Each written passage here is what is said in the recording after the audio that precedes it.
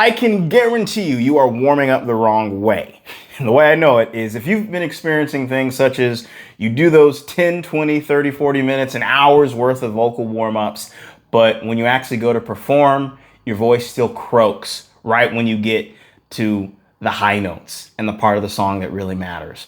Or you just feel this inconsistency where you sound really good during rehearsal, but when you're singing in front of people in public, your voice still falls short. And I'm sure you're probably thinking, oh, I'll just never be that good enough powerhouse singer. I'll never be like those singers. It just wasn't meant for me. I'm here to tell you, it has nothing to do with you.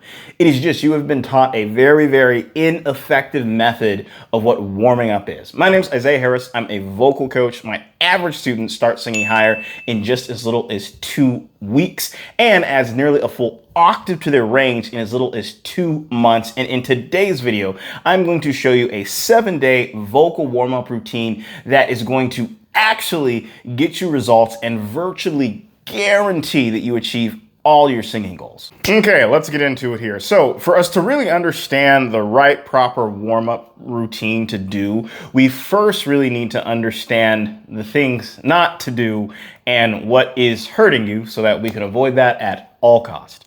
So the first thing when it comes to vocal warm-ups that you need to understand is vocal warm-ups to begin with are mostly a waste of time. Yes, you heard that right. They are mostly a complete and total waste of your time. And the reason being is because vocal warm-ups are just that. They are warm-ups and nothing more. They do not do a single solitary thing to grow your voice. Because do you think that Michael Jordan became the great Michael Jordan by just jogging in place and dribbling the ball a little bit here and there before each game? No, he did actual shooting drills. He did passing drills. He would practice free throws. He would practice three-pointer shots. He would do all these specific things to grow his voice in all these other different specific areas. And so many of the traditional warm-up techniques, such as the do, re, mi, fa, sol, fa, mi, re, do, or the lip trills and lip buzzes, whatever you call them, all those different things, they're not stepping or crossing the chasm essentially to bring us into an area of actually growing our voices. Because a way to think about it is think of your voice like a pot of water on a stove. Your voice in its just normal, basic, untrained condition is like that pot of water just being lukewarm. Lukewarm water is not good to anybody. We either want hot water or we want cold water, but lukewarm water does not do us any use. Now, when you do a lot of traditional vocal warm-ups where it's the scales, the do, re, mi's, the la, la, la, la, la, la, la, la, la, or I've heard a common one where you go zzz, all those different things. It is getting that pot of water, it's making it a little bit more warmer, a little warm where it's a little hot, but it's not. Our goal is to get it boiling hot. And the reason why they call them warm-ups is because they're meant to literally warm up the muscles inside of your voice. But the thing is, they don't really do a good job of getting us to cross the chasm of this is boiling, piping hot water. So water boils at 212 degrees Fahrenheit. But now if you get that water to 211 degrees Fahrenheit, it's going to be very, very, very, very, very hot. But what it's not going to be is boiling. And most of the stuff that you've been doing in the past is just getting you to a place to where it gets just barely close enough where you're feeling like, oh, I'm almost there. And that's why you practice, you sound kind of good, your voice feels decent during the rehearsal, but then when it comes time to perform on stage, and it's because the muscles in your voice did not cross the chasm to that boiling tip point, so that the muscles get the signal that they need to actually grow and actually hit those notes flawlessly. So, what are the actual things that don't just warm up your voice, but actually grow your voice? So, It really comes down to three core principles that we need to focus on. And if you understand these three core principles, you're going to be able to take them into any of the regular warm-ups you've done, implement them, and actually turn them into growth techniques so that you actually get results. Okay, so the first core principle is that any exercise that you do needs to be done until you are completely and totally out of breath. So for example, if we did just your traditional do, re, mi. Do, re, mi, fa, sol, fa, mi, re, do. Do, re, mi, fa, sol, fa, mi, re, do. So where you just do it one at a time, you notice I took a breath in between every single one of those. What that is the vocal equivalent of is it's us taking this pot of water, setting it to the boiling point temperature, but every 5 seconds, we take the water off the stove to see, oh, is it boiled yet? Is it boiled yet? And if you keep doing that incrementally with the breaths in between, it's not creating the consistency to maintain that temperature so we can get this system boiling hot so that the voice grows and so that the voice changes. Okay? But the way it's going to look like is simply this, where we would just go do, re, mi, fa, sol, fa, mi, re, do, re, mi, fa, sol, fa, mi, re, do, re, mi, fa, sol, fa, mi, re, do, re, mi, fa, sol, fa, mi, re, do, re, mi, fa, sol, fa, mi, re, do, re, mi, fa, sol, fa, mi, re, do, re, mi, fa, sol, fa, mi, re, do, re, mi, fa, sol, fa, mi, re, do, re, mi, fa, sol, fa, mi, re, do, re, mi, fa, sol, fa, mi, re, do, re, mi, fa, sol, fa, mi, re, do, re, mi, fa, sol, fa, mi, re.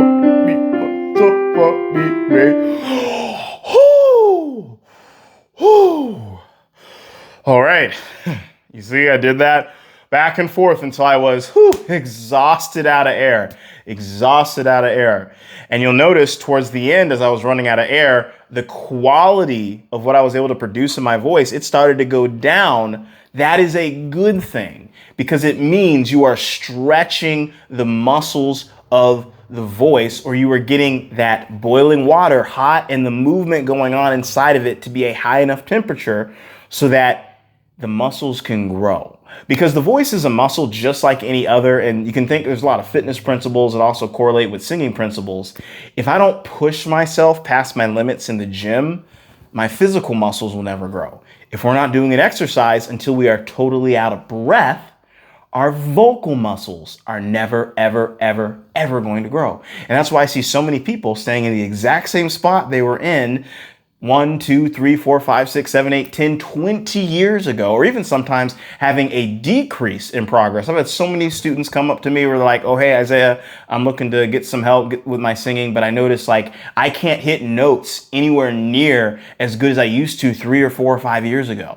And it's because you just warmed up your voice. You never grew your voice. And so the muscle of your voice started to get weaker and weaker and weaker over time.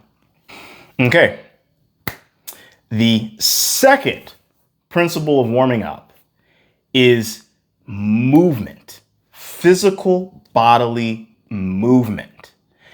And this really comes down to what you'll see a lot of singers do on stage. Like, look up whoever your favorite singer is. I don't care what the genre, you name it. You look at them doing a live performance, you'll notice they're never just stiff like this. They're moving their hands. They're engaging with the audience. They're moving their torso, like their whole body is getting into the song. And that's not merely just something that they're doing for show, but it actually is something that it helps them to further engage vocally with the song and have a beautiful, beautiful sound. And the reason why is because, and this falls into another massive myth that you've been taught about singing, is singing has 10 times, a million times more to do with what you feel than what you hear.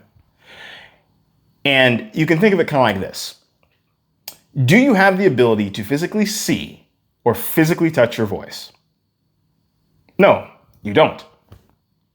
Now, how hard do you think it would be to play the guitar if you couldn't physically see or physically touch the strings?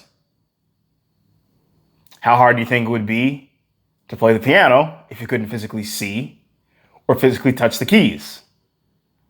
How hard would it be to play the drums if you couldn't physically see or physically touch the drum pads or the drumsticks? Pretty difficult. It'd be pretty hard. And the thing is, the voice, it's an instrument that you can't see and you can't touch. And if you think about it, we've got blind musicians like Ray Charles and Stevie Wonder, and their world renown, playing instruments that they have never seen. But it's because they know how to feel their instrument. They're able to adequately play their instrument to an excellent and high level. And the same goes with your voice. And this is also, too, a really big thing that separates a lot of those natural singers from people that like really struggle.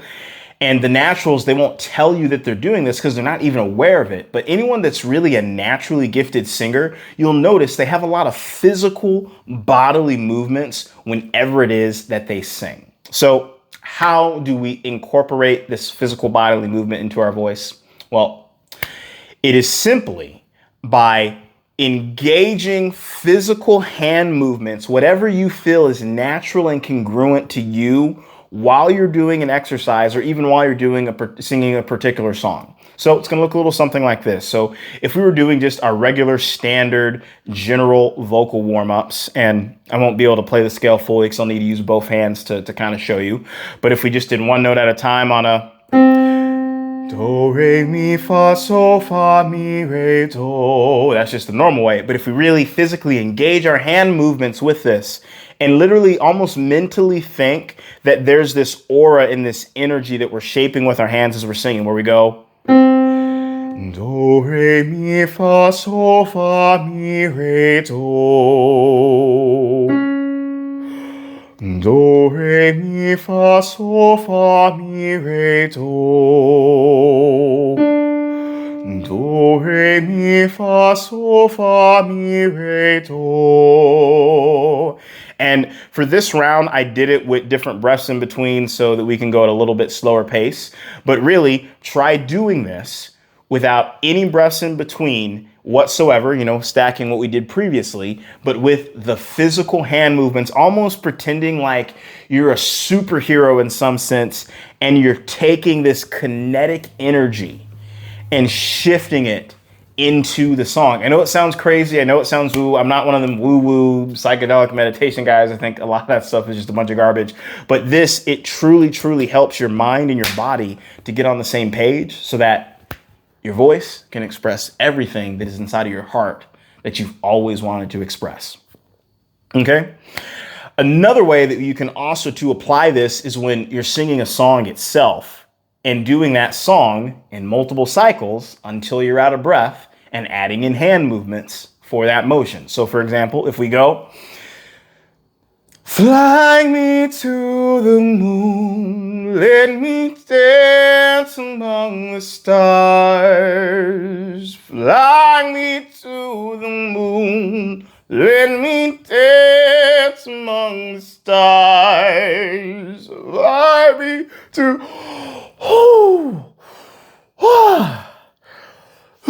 Okay. As you can see, I did that till I was out of air. And you notice once again, the quality of my voice, it dipped a bit because I was truly pushing my air to its limits. But also you notice I was moving my hands in ways that I personally just felt were congruent to the emotion that I was trying to convey inside of the song. And even like when I said dance among the stars, for me personally, I just instinctually felt, okay, yeah, let's move my hands, looking up into the sky like this, like, oh, I'm looking at stars. And for everyone, it's going to be a little different. But doing this, it's going to help you to internalize what your voice feels like uniquely to you. In fact, a while ago, I had a student of mine that when they first initially came to me for lessons, they had mentioned that they had been working with a vocal coach previously, and he had told them, yeah, I know you've been working with me for a good little while, and I know you're not exactly where you want to be yet, but you just really got to understand there's going to be a point where like the stuff I teach you is just naturally going to click. And he expressed his frustration that he never got to the point to where it's just like he felt his voice click. Like his coach would be teaching him things, but he would never be able to internalize it for himself. It would always be just ever so slightly off, or he'd almost get there, but it wouldn't be the note in the exact and the right and the proper way.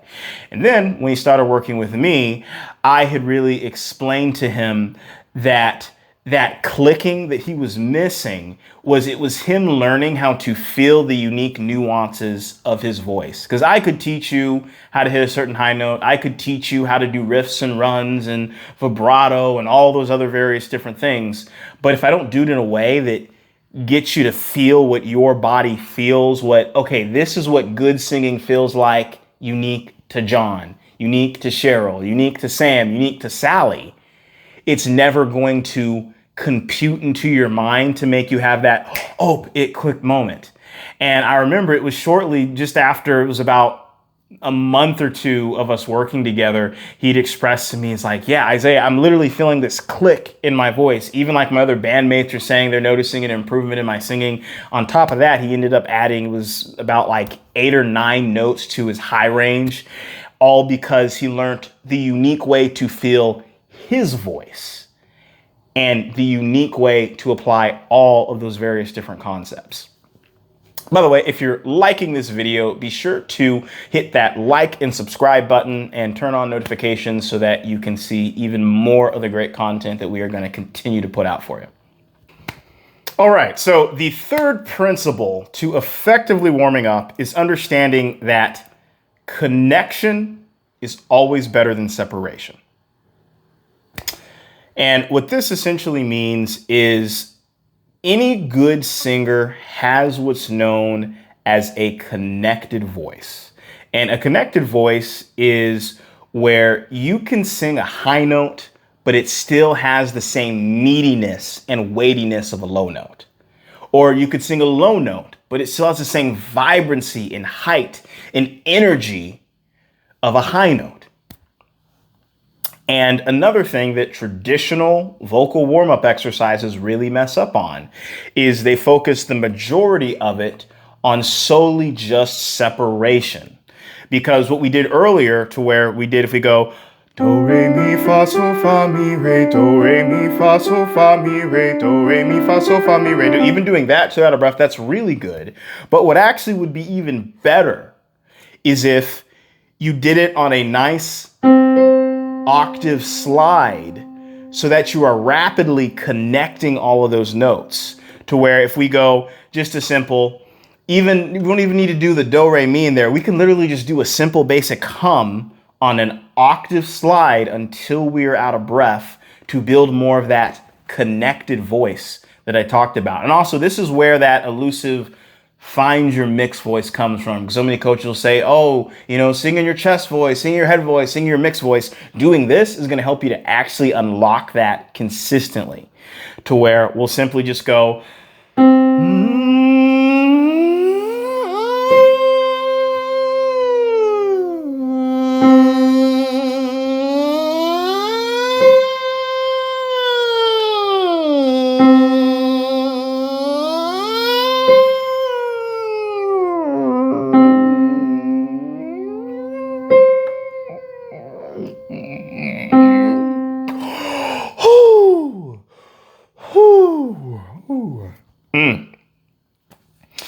So, as you can see, I did it first principle until I was totally and completely out of breath.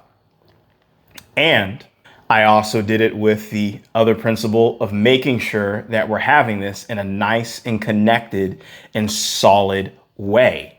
And you can even stack this with all the other things to where you're doing a nice and simple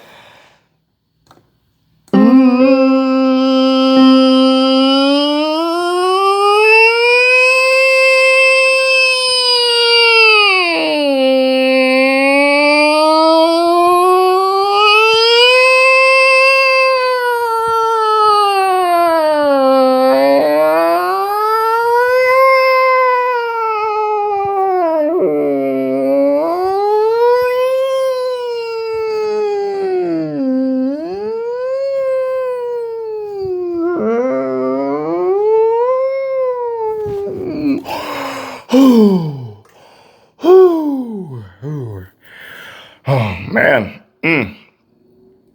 You can see I stacked all three right on top. So the first layer of we did it to our breath, the second layer of the hand movements, and the third layer of connecting the notes as opposed to just going.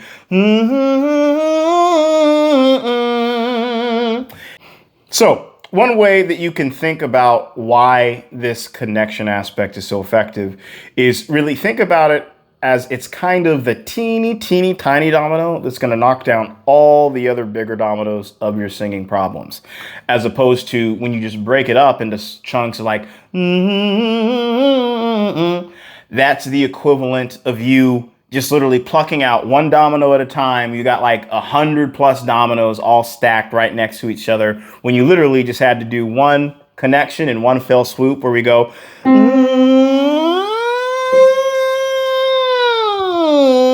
It's literally us scooping up and collecting and gathering all of those notes in one fell swoop so that we can get so much more growth inside of our voices.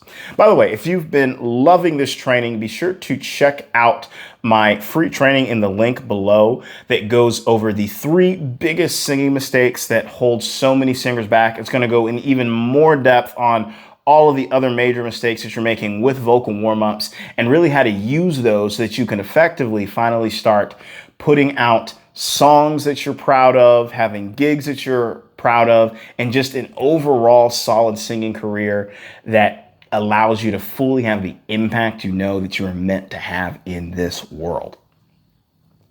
So let's do this again, just to show you the cycle of everything. So I'm going to start out with our first layer of doing things so we're out of breath, our second layer of having the hand movement, and our third layer of making this connected.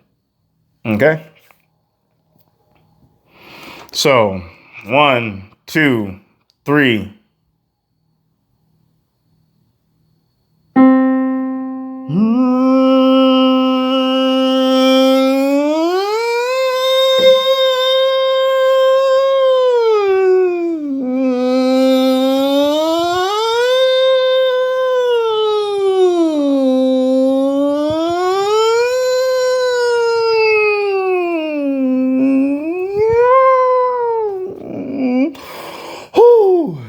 Okay, I intentionally stopped that one a little bit earlier than what my full max breath was, but I want to explain with this. You'll notice as I was doing it, my hands had almost this movement, almost like I was flip-flopping, because mentally what helps me to grasp the concept of making this all smooth and connected with this hum is I almost think of it like I'm flipping over an hourglass. Now for you, you might have some different type of visualization of what you're doing with your hands to build up this energy, but it's truly whatever you're doing unique just to you so that you know uniquely how your voice feels. In fact, here's what one of my students did when we applied this concept to their voice of literally just doing regular basic humming, but with all 3 of these pillars that we've gone over here before. Looking out this window of life, watching the world go by, seeing little brothers and sisters with pain and fear in their eyes. Wow, it sounds a lot better. I felt a lot better. That's amazing. That's pretty amazing. So hands up to you. Wow. Thank you. So isn't that a little bit different than the first time you did it? I do, yeah. Yeah, it's a... Well, you're kind of a genius. Oh, thank you.